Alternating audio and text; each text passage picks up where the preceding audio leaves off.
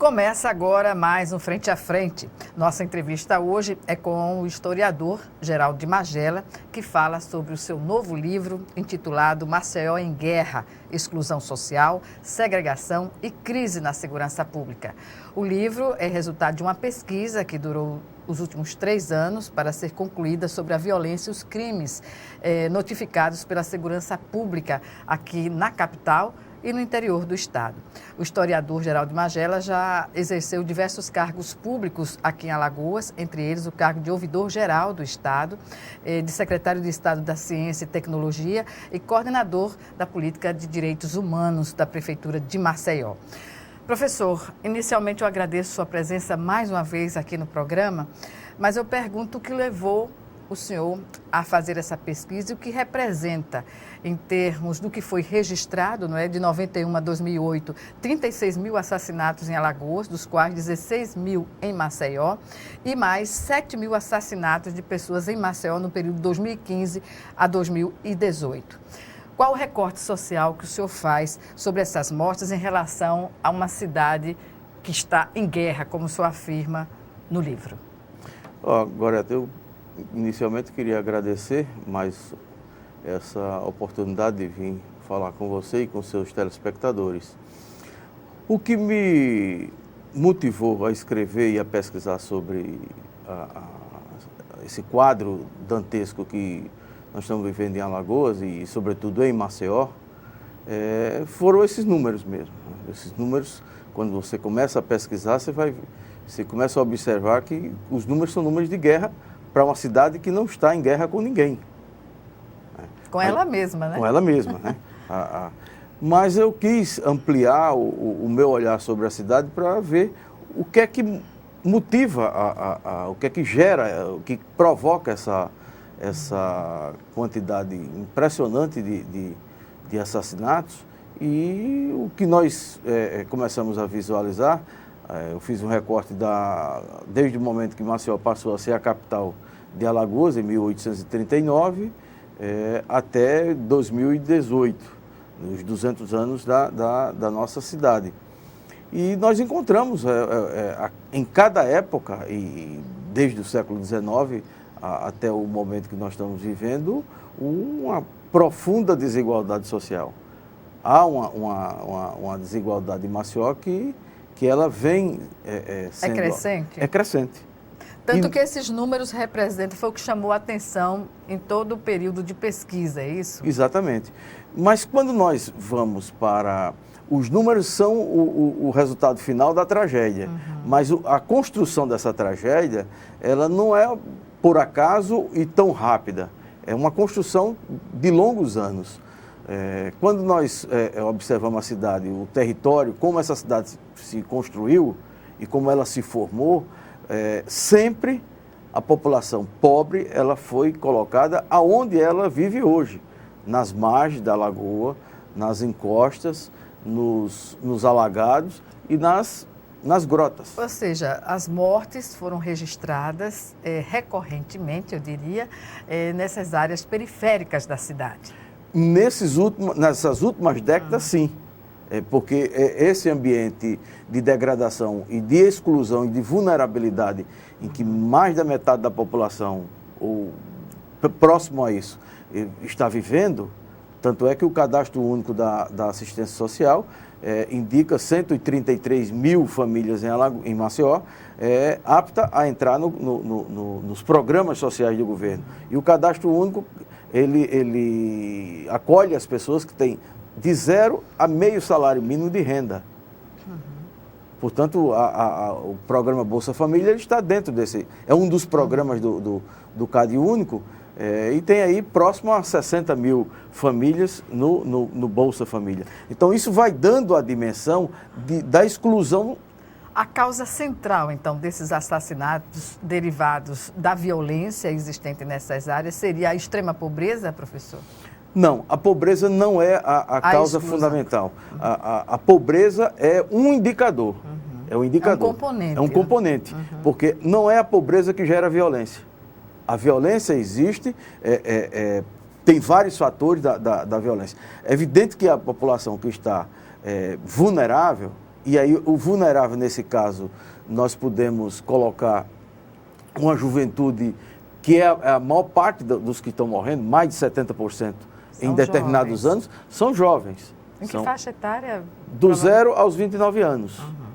Então, do 0 aos 11 anos é uma faixa que é menor, bem menor, mas tem incidência desses resultados. Nesses resultados, mas dos 12 aos 29 anos, aí estoura.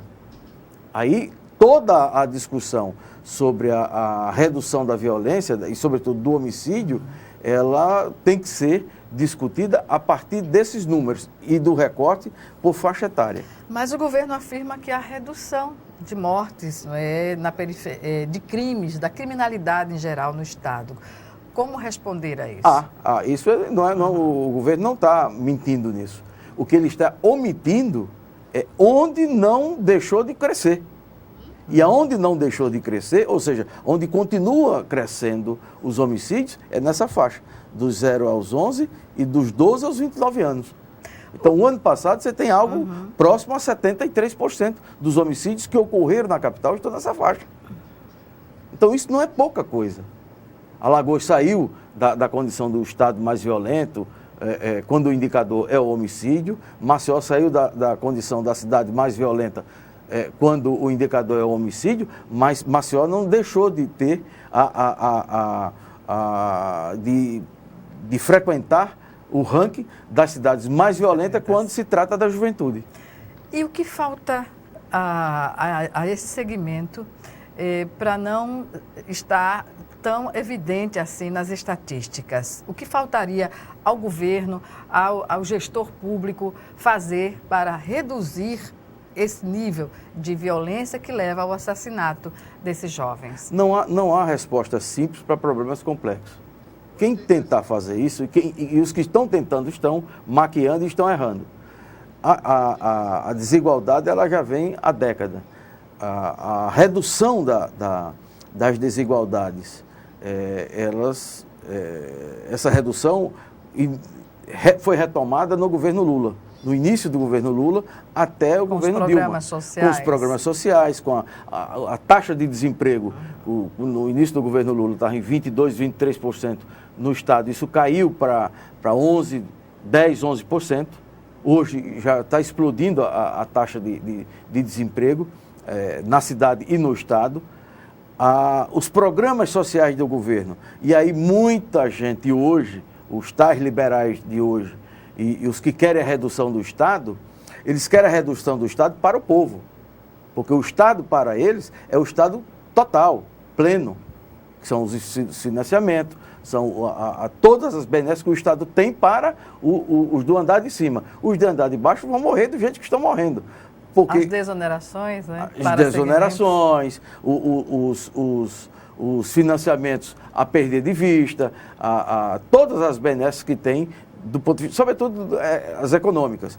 Então, quando foram criados os ministérios da mulher, da juventude, dos direitos humanos no governo Lula, basicamente esses, e teve outros, mas esses basicamente, é porque precisava estruturar do governo federal para os governos estaduais e daí para os municípios, políticas públicas nessas áreas. Então, prioritariamente as políticas públicas para as mulheres, elas estavam focadas dentro do Ministério da Secretaria. Mas tinha capilaridade em outros ministérios também. Sim, né? Sim, mas você tinha esse ministério que era quem cuidava basicamente, especificamente. Mas quando você tratava, por exemplo, de direitos humanos, você tinha direitos humanos no Ministério da Saúde que tratava do HIV, da DST-AIDS. Isso foi extinto.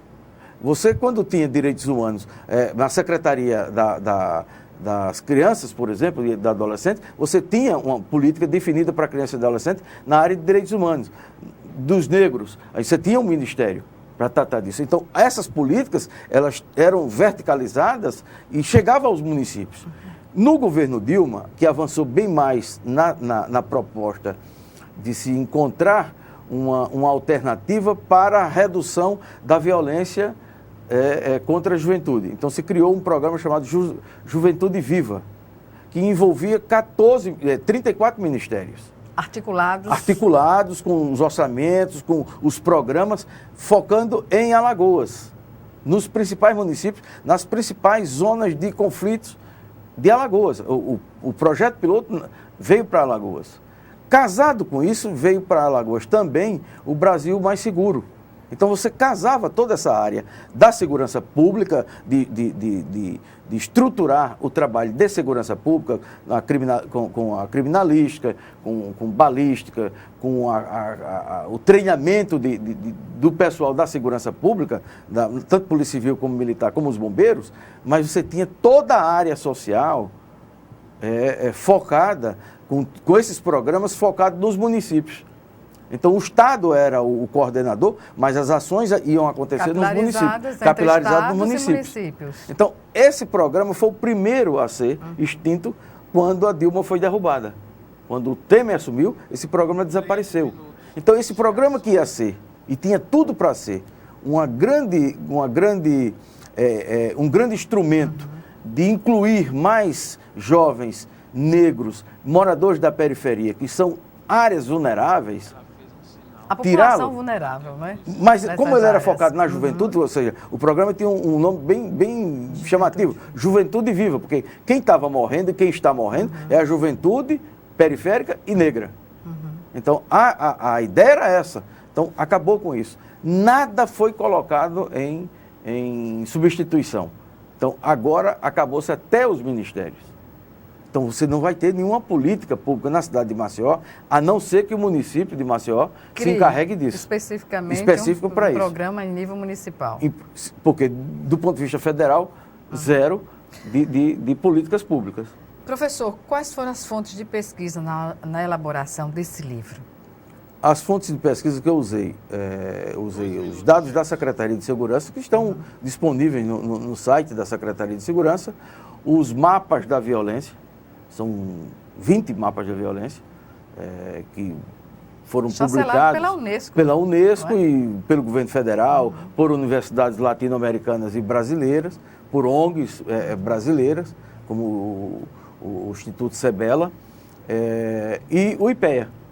E mais os dados econômicos do Ministério da Economia e do Ministério da Cidadania agora, que era antes do Desenvolvimento Social. Os dados pesquisados estão à disposição da população para checar esses números também, Isso. Né? Exatamente. E nesse sentido, durante 3 anos, o senhor esteve na periferia de Maceió, fazendo essa pesquisa. Em quantos bairros? Olha, eu visitei vários bairros. Né? Eu não visitei os 50, mas visitei vários bairros e discuti em muitos deles com jovens, com moradores, com lideranças comunitárias, sobre essa questão da violência. Né? E como estava ocorrendo a violência. A evolução ou não? Sempre evolução no sentido do crescimento da violência, né? E, sobretudo, entre os jovens. Então, essa nossa pesquisa, esse nosso trabalho, nós discutimos em vários seminários, em alguns seminários, na Universidade Federal de Alagoas, com professores da universidade, onde nós fomos debater, ainda na fase de produção dos dados e de construção do texto. Então, o nosso trabalho, ele tem uma abrangência muito grande, porque eu trato de 200 anos da formação da cidade, mas tem algumas áreas, alguns pontos que para mim são centrais. A migração ou a mudança, a transformação do crime organizado que existia no passado com o crime organizado que existe hoje.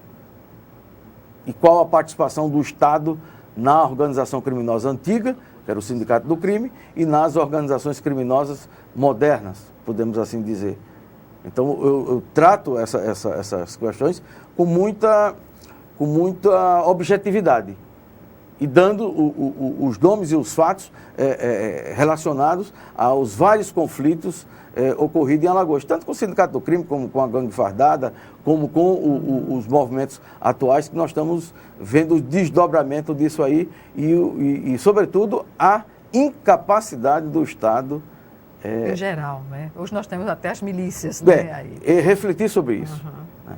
Porque você tem muita gente nas polícias, mas não são poucas pessoas, são muitas pessoas altamente qualificadas. com mestrado, alguns já com doutorado, em áreas específicas, mas não são aproveitados na corporação. Muitos desses companheiros com quem eu trabalhei, eles se qualificaram já na sua fase final de permanência na corporação e hoje são professores, e hoje são pesquisadores de muita boa qualidade. É importante que essa massa de profissionais estivessem na ativa e atuando nas polícias, né? Mas mesmo eles reformados, eles poderiam prestar um grande serviço à polícia e à sociedade. E o senhor sentiu da parte deles a vontade de colaborar? Há muita. E o que faltaria então? A hierarquização da polícia é um dos impedimentos. É um dos impedimentos. Então, a discussão científica de um profissional da segurança pública, que ele vá contestar o comando, você já criou um grande problema político entre não há discussão, o pesquisador, né, e o comandante, por exemplo. Não há discussão, não né, há discussão. Professor? Pois bem, vamos para um breve intervalo e o Frente a Frente volta em 1 minuto. Até já.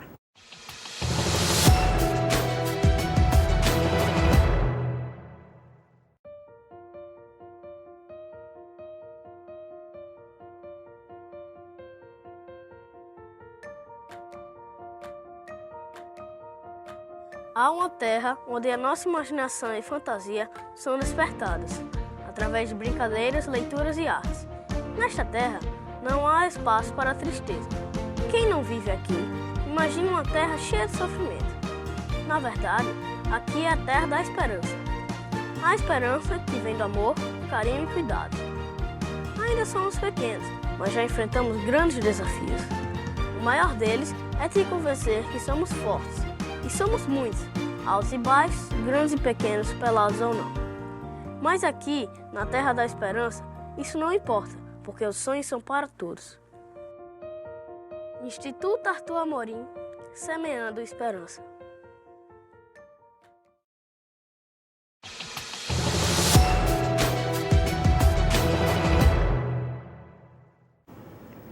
Estamos de volta com o Frente a Frente, que hoje recebe o historiador Geraldo de Magela, ele que fala sobre o seu novo livro, que vai ser lançado nesta quinta-feira, às 19h, lá no Armazém Guimarães, que intitulado Maceió em Guerra, Exclusão Social, Segregação e Crise na Segurança Pública.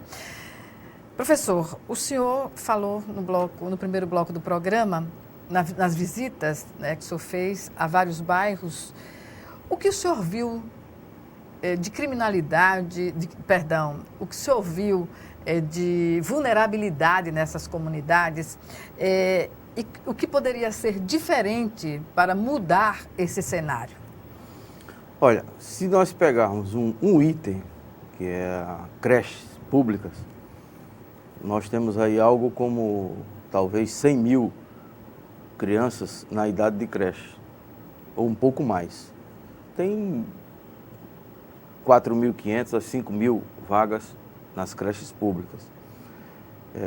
Quando você abre as caixinhas dos dados da saúde, você vai encontrar crianças de 11, 12, 13 e 14 anos.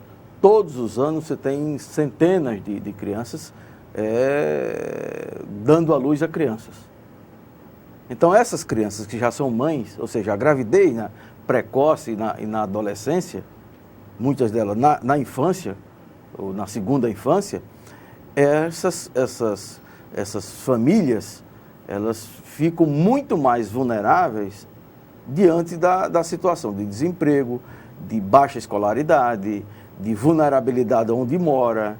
Então, a possibilidade dessas crianças e dos jovens e adolescentes se envolverem com o tráfico, seja como avião, seja como consumidor, ou com outras maneiras e formas de criminalidade, é imensa. Então, não é a pobreza que gera a violência, são as condições de vulnerabilidade que os pobres estão submetidos. Expostos, né? Expostos. Cotidianamente. Então, essa exposição, essa vitrine que a pobreza está submetida, o Estado é responsável. Porque o Estado que não provém as creches, o Estado, quando eu falo Estado, são os órgãos, a União, o Estado e o município, que não provém creche. A escola em condições de manter os jovens e os adolescentes... A ausência de políticas públicas. De políticas públicas em todas as áreas. Quando você não tem a quadra de esporte, quando você não tem a biblioteca, ou o teatro, ou o cinema na periferia da cidade, tudo isso vai ficar na mão de quem? Das pessoas ficam nos botecos, ficam andando como zumbi dentro do bairro, dentro da vila, dentro da grota, e não há possibilidade de ter uma outra perspectiva de vida se o Estado não intervir nisso. O senhor que participou da gestão do FECOEP durante o governo Ronaldo Lessa, o que o senhor observa hoje desse fundo, né, que é para a erradicação da extrema pobreza, colaborar nesse sentido aqui no Estado, que parâmetro o senhor faz da execução da política do FECOEP? Olha, o FECOEP foi criado exatamente para cuidar da pobreza, da pobreza e do estado de miserabilidade de segmentos da população. Então, ele foi criado exatamente com esse foco. Ao longo do tempo, no governo Theo Vilela, ele foi mudando. E agora mudou bastante. Por exemplo, o dinheiro do FECOEP ele é empregado, por exemplo, para a construção de hospital. Por mais que eu saiba, e todos sabemos, que os hospitais públicos, os pobres, os que têm renda e os que não têm renda, têm direito à saúde, mas não é com o dinheiro do FECOEP que é para construir hospital, ou reformar hospital, ou mesmo construir escola. É para tirar essa massa que está na mais profunda vulnerabilidade. Sobretudo crianças e adolescentes. As crianças e adolescentes, né? A juventude, da vulnerabilidade. E aí você armar, já que o governo federal não tem mais nenhuma política, o governo do Estado tem condições, se o governador quiser, de se associar aos prefeitos, tanto de Maceió quanto de Rio Largo, da grande Maceió, que é o grande ambiente de violência homicida, e montar políticas públicas. Porque não é caro a capoeira, não é caro o futebol, não é caro o voleibol, não é caro a biblioteca. A Secretaria de Esportes do Estado já divulgou algumas ações que vêm sendo desenvolvidas em alguns bairros da capital, mas são ainda aquém da necessidade. É pontual. É uma ação aqui e acolá. É isoladamente. Isolada. Então, a Secretaria de Esporte ela não se liga à Secretaria de Cultura, não se liga à Secretaria de Saúde. Não há uma articulação. Não há nenhuma articulação. Os espaços ficam vazios. Já não havia quando eu era secretário. Era uma luta titânica dentro do governo para unir as secretarias. Isso não é uma obra desse governo. Sempre foi assim. É porque a comunidade está lá, digamos, tem um ginásio, mas ele não tem a ocupação que poderia ter permanentemente com essas ações articuladas durante toda a semana, não só para as comunidades, para as famílias Veja também, só, né? você tem uma banda do Exército, você tem uma banda da Polícia Militar e você tem uma banda da Guarda Municipal em Maceió. Uma vez por mês, a Guarda Municipal toca na beira da lagoa lá, que é uma mobilização dos moradores de lá, das associações, da sociedade civil. Não é uma ação Isso da não tem prefeitura. nada a ver com o governo do Estado, não tem nada a ver com a prefeitura, ao contrário. A prefeitura cria problema, porque a prefeitura não limpa a área, lá vão os moradores fazer mutirão para limpar aquela área onde as crianças vão brincar. Então, é uma das áreas mais vulneráveis de Maceió, é a orla lagunar. Ou seja, são ações simples que não demandam recursos, montante, e de repente os serviços já estão pagos. Mas os serviços já estão pagos, você não paga a limpeza? É só limpar a área. A banda da Guarda Municipal está lá. Eles vão, a Guarda Municipal, justiça se faça. Eles vão lá tocar todo mês. Mas você tem uma série de equipamentos dentro do Estado que eles não se comunicam. Agora, se alguém da classe média chama para tocar na Pajuçara, na Ponta Verde, ou em qualquer outra atividade, aí você tem prontamente esses equipamentos deslocados. Mas para uma política pública que você consiga reunir todos os equipamentos ociosos do Estado, e no entorno disso você diz, bom, nós vamos ter uma política de formação cultural e artística com esses equipamentos em determinados bairros. Por exemplo, são 50 bairros de Maceió. 15 bairros são os bairros mais violentos de Maceió. 15 dos 50. E entre os 15 tem 7, que são os mais violentos entre os 50. Quais são esses? Aí é Jacintinho, Cidade Universitária, Benedito Bentes, Clima Bom, Santos Dumont, Vergel. Onde estão os maiores bolsões de miséria da cidade. E populacional. Então, isso aí tem algo como 480 mil pessoas morando nesses bairros, nesses 15 bairros. E onde você tem aí algo como 64,5% dos homicídios que ocorreram entre 2012 e 2018 nesses 15 bairros. Vulneráveis, excluídos. Então você já tem o mapa. Esse mapa eu não construí, eu somente elaborei, mas os dados estão na polícia. Então você precisa ter políticas públicas junto com os dados da polícia para você incidir, atuar nesses bairros, para você trazer as crianças, trazer os jovens, trazer as famílias para o lado da atividade saudável, por exemplo. Mas é triste saber disso, porque há muito que se pode fazer com pouco investimento e a boa vontade dos gestores públicos, não é, professor? Por exemplo, a questão político-partidária ainda continua sendo, apesar de não afirmar publicamente, um entrave para se fazer esse tipo de ação articulada? Sim, isso é o principal entrave. Esse é um dos principais, não é o principal, é um dos principais. O principal mesmo é uma questão ideológica. É uma questão ideológica. Não misturar, não é? Deixar ali segregado. O povo está lá, se mate para lá, porque nós estamos do lado de cá. E nós vamos fazer uma campanha que é para botar lá a polícia, ronda no bairro, etc, etc. E você fragmenta um monte de ações que no resultado final tem pouco resultado. O senhor falou em ronda no bairro. O ronda no bairro, na parte baixa da cidade, é exemplar. Não se vê mais furto, roubo com a frequência que se tinha antes de instalado o ronda no bairro. E nessas áreas periféricas, o que é que se vê lá? Veja, a Ponta Verde é um dos bairros menos violentos, que ocorre o menor índice de homicídio. Eu classifiquei as áreas vermelhas, a área vermelha, a área amarela e a área cinza. Ponta Verde está na cinza. Ou seja, onde tem menor incidência de homicídio. Jatiuca está na amarela, está ali vizinho, está na amarela. Aconteceram mais homicídios em Jatiuca do que em Ponta Verde. Então, você tem nos dois bairros, você tem Oplite e tem Ronda no bairro. Tem no Jacintinho, mas no Jacintinho você tem, por exemplo, a polícia comunitária, que é anterior a isso. Você tem lá em cima no Benedito Bentes, no Carminha, o Frei Damião, você tem...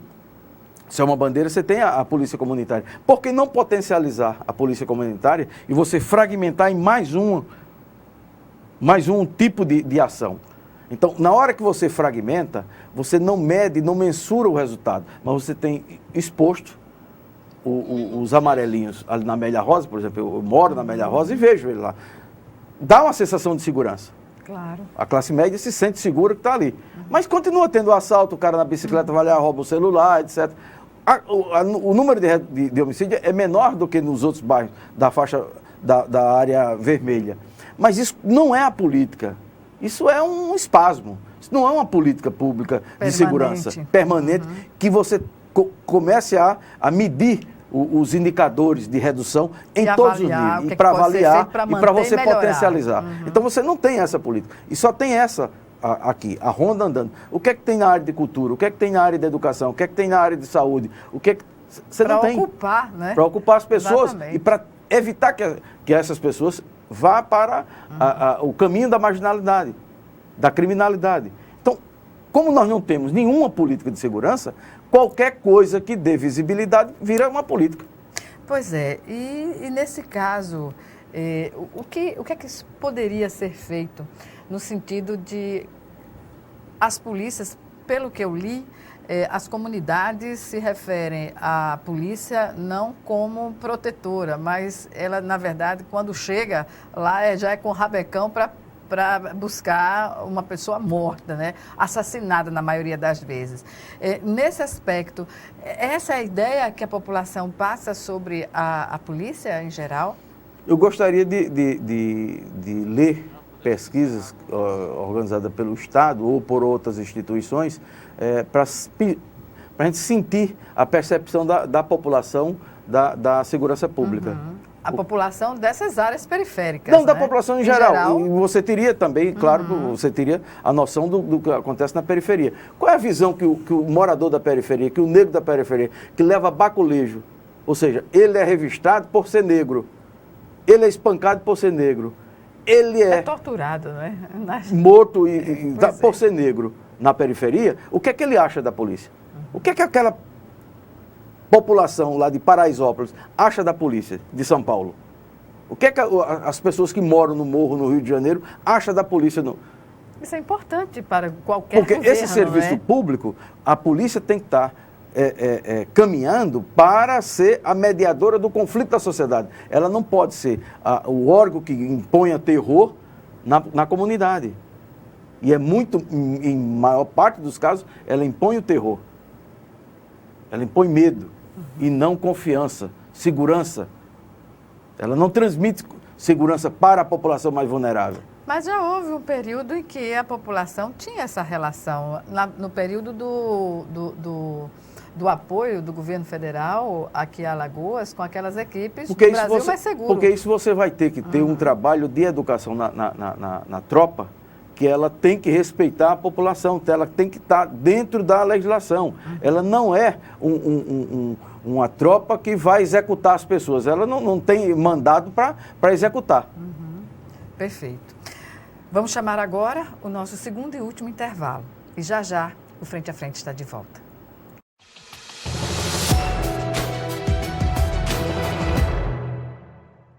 Doar sangue é seguro e não dói. O Hemocentro de Alagoas utiliza a mais alta tecnologia para fazer a coleta de sangue. Para doar sangue, é necessário ter mais de 18 anos, pesar mais de 50 quilos e apresentar um documento de identificação com foto. O doador não pode ter contraído doenças como a hepatite, sífilis, AIDS e doença de Chagas. Mais informações é só ligar 3315 2106. O Hemocentro de Alagoas precisa de você.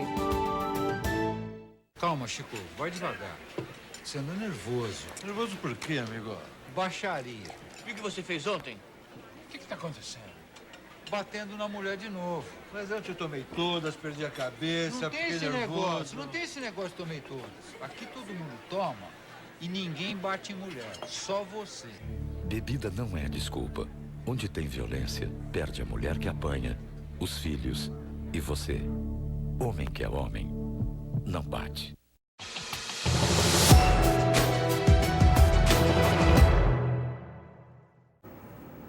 Estamos de volta para o último bloco do Frente a Frente, que hoje recebe o historiador Geraldo de Magela, ele que fala sobre o seu novo livro, que está sendo lançado nesta quinta-feira, às 19h, no Armazém Guimarães, intitulado Maceió em Guerra, Exclusão Social, Segregação e Crise na Segurança Pública.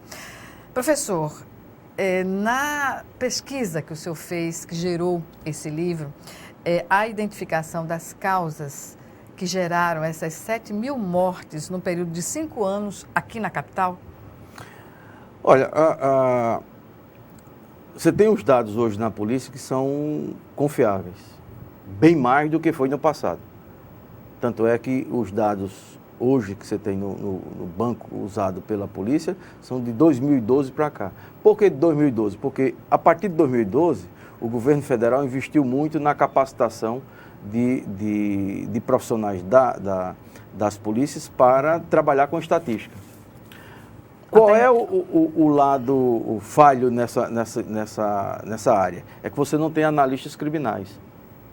Então você tem os números, e os números são mais confiáveis, mas você não se sabe as causas exatamente.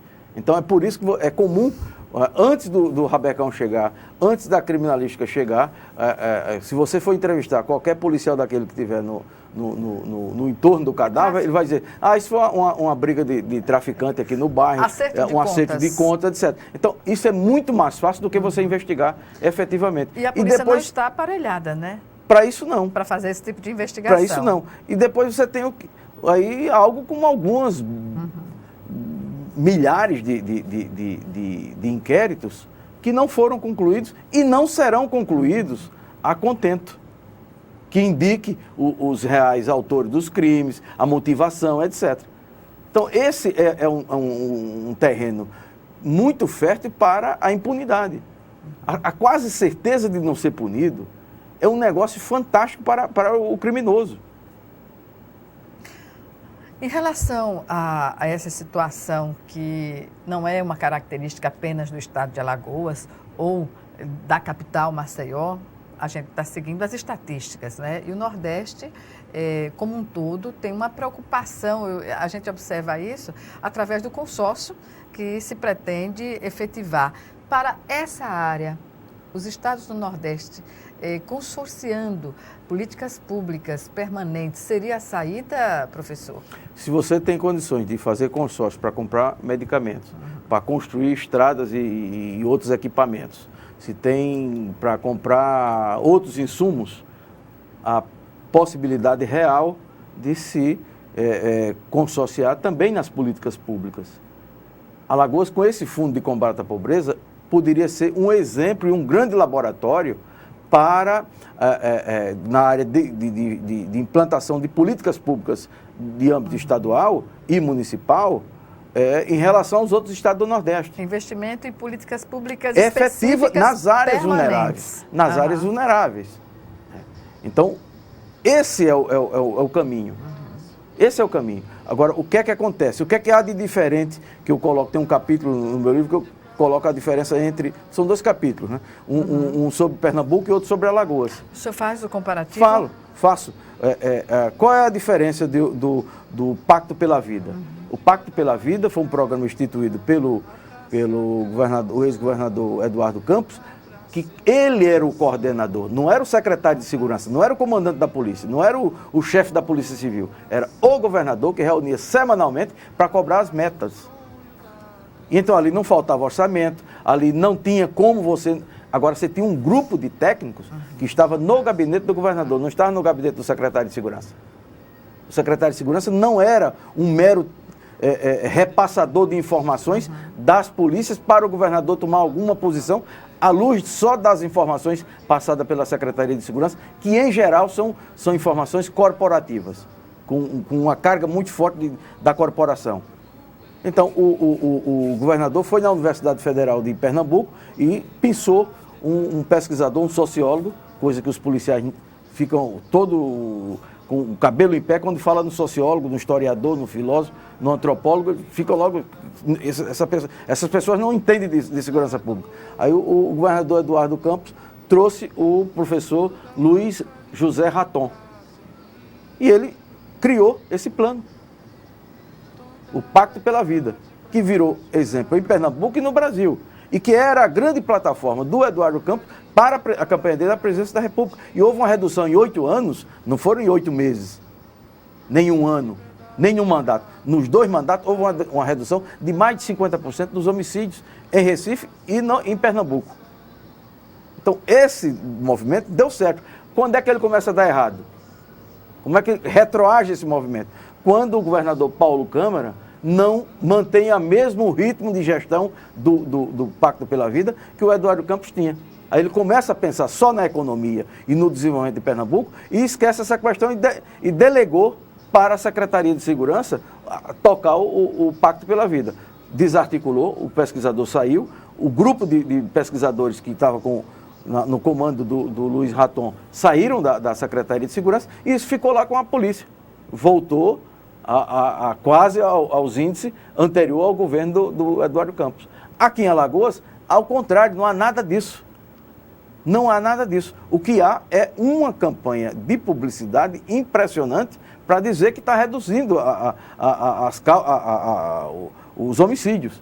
Mas você não tem política, você não tem um comando que você tenha todas essas áreas, além da polícia, envolvida na questão da segurança pública. E na redução da criminalidade. Com o objetivo de reduzir. Então, o FECOEP é um grande instrumento. Aliás, é o maior instrumento que Alagoas tem. Eu não sei se nos outros estados do Nordeste existe fundo de combate à pobreza. Aqui existe. E eu paguei esse mês algo como R$ 2,80.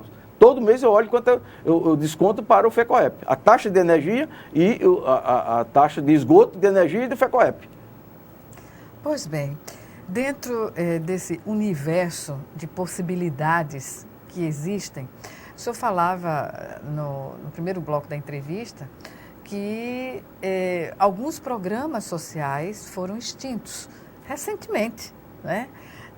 Qual é a perspectiva que se pode ter diante desse problema, quando os recursos que são destinados à solução ou são utilizados em outras áreas, ou eles simplesmente deixam de existir porque os seus programas foram finalizados? A perspectiva é o que está acontecendo aí, é o caos. Você não tem política, em nenhuma dessas áreas que eu falei, não existe mais política. Quem estiver executando algum convênio é porque foi firmado no governo da Dilma ou do Temer. Então, finalizando, mas nesse governo não há nenhuma política social. Zero de políticas públicas na área social. Zero. Eu desafio quem provar isso. Então, como você desmontou, está desmontando a área do Estado brasileiro, dos ministérios, e onde esse tipo de gente ocupou os estados, eles também estão destruindo as políticas públicas de nível estadual. Então, Alagoas, como não está, pelo menos, vinculada ao governo federal, Alagoas está na área de resistência política ao governo federal, do Maranhão à Bahia, Alagoas poderia dar esse exemplo. O governador Renan Filho tem capacidade, é jovem, não é um burro, é um homem inteligente.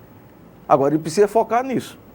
Se ele focar as políticas públicas... Aproveitar os instrumentos já existentes. Os instrumentos que ele tem. E Alagoas tem técnicos aqui. Você não precisa recorrer a essa quantidade de técnicos que eles estão trazendo aí para a Secretaria da Fazenda de fora, etc. Você tem grandes técnicos aqui, grandes mediadores de conflitos. Você tem pesquisadores importantes na universidade e fora da universidade. Você tem grandes lideranças comunitárias que já vêm trabalhando políticas nas comunidades há bastante tempo. Então, o que está faltando é o quê? Você ter coordenação, definir as políticas, fazer conferências com a população para definir e estabelecer as políticas e executar essas políticas com o dinheiro do FECOEF. Papel da Justiça, por meio do Ministério Público Federal, estadual e até também de instituições como a OAB, no sentido de cobrar essa ação mais efetiva do Estado como um todo. E aí eu incluo prefeituras nesse sentido. Olha, quando não é pirotecnia, marketing, você não tem ação concreta. Por exemplo, o Ministério Público é responsável pelas ações, o controle externo das polícias. Você tem esses números bárbaros de homicídios. Você tem uma série de desaparecidos. Vou dar 2 exemplos clássicos aqui, já que estamos chegando ao final do ano, e no dia 23 de dezembro agora, completa 2 anos da morte do ex-líder estudantil Valfredo Pedrosa de Amorim, o No Pedrosa, que há 2 anos não se tem nenhum tipo de esclarecimento da morte do No. O outro jovem que está desaparecido até hoje, Davi Silva, o ex-secretário de Segurança, doutor Alfredo Gaspar de Mendonça, garantiu que ia fazer exame de DNA com o SECA. O SECA é o Centro da área da agricultura lá da Universidade Federal de Alagoas. Lá o pessoal é especializado do genoma da cana-de-açúcar, etc. O laboratório de DNA forense é aqui, da Universidade Federal, com o coordenador, o professor Luiz Antônio Ferreira. Nada disso foi feito. Foi aquela pirotecnia, você cria uma notícia e etc. Como é um negro, pobre, que desapareceu da periferia, mais um, por mais que se tenha gritado, etc., ele foi para o esquecimento porque tantos foram mortos que o Davi foi soterrado com mais outros mortos, assim como o No. E dá nesse número de 7 mil, dá 16 mil, quando você vai numa série histórica mais elástica, de 91 a 2018, chega-se a 36 mil de 1991 a 2018 no estado de Alagoas. Então você tem esses números, são números de guerra. Pois é, e a população que forma opinião ou não assiste a essa realidade e isso pode traduzir no futuro também uma situação mais crítica ainda, não é? Muito, porque primeiro a desconfiança do aparelho de Estado. Uhum. A população não confia, não acredita. Segundo, ela fica, o pobre, esse está ferrado mesmo. Ele vai confiar em quem? Ele só pode confiar em um único ser, que é Deus. Ele só pode rogar a Deus. a ninguém mais do Estado ele pode rogar para ter justiça. Infelizmente. Bem, algumas considerações, professor, já que estamos no final da nossa entrevista. A não ser o convite para a quinta-feira, às 19 horas, na Pizzaria Armazém Guimarães, onde eu terei o prazer de autografar aos que forem meus amigos, normalmente, que vão aos lançamentos dos meus livros. Pois é, e aberto à população em geral. Aberto à população em geral. Obrigada, professor Magela, mais uma vez, por sua participação e sucesso esse 10º lançamento, né, o 10º livro que o senhor está lançando. Obrigado. Obrigada a você também por ter nos assistido e até o nosso próximo encontro aqui, frente a frente, também com você.